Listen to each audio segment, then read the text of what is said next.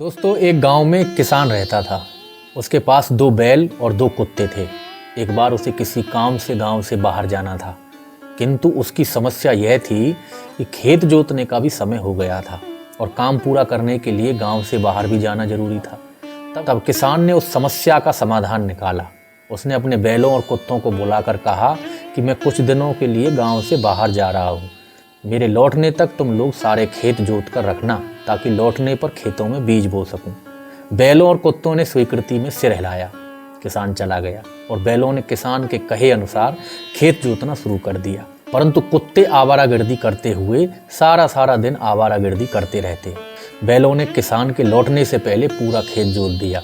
जब कुत्तों ने देखा कि खेतों की जुताई हो गई है और मालिक के लौटने का भी समय हो गया है, तब कुत्तों ने बैलों से कहा कि तुम दोनों इतने दिनों से खेत जोत रहे हो और काफ़ी थक गए हो, इसलिए घर जाकर आराम करो और हम लोग खेतों की रखवाली करेंगे। कुत्तों की बात मानकर दोनों बैल घर चले गए और खा पी कर आराम करने लगे। इधर कुत्तों ने सारे खेत में दौड़ भाग करके अपने पैरों के निशान बना दिए और खेत की मेड़ पर बैठकर किसान का इंतजार करने लगे।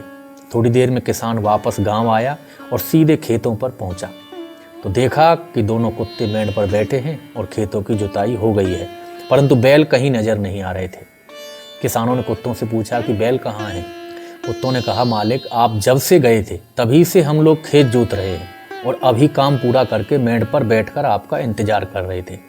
जबकि बैल घर से बाहर निकलकर खेतों की ओर झांकने भी नहीं आए, वह घर पर ही आराम से सो रहे हैं।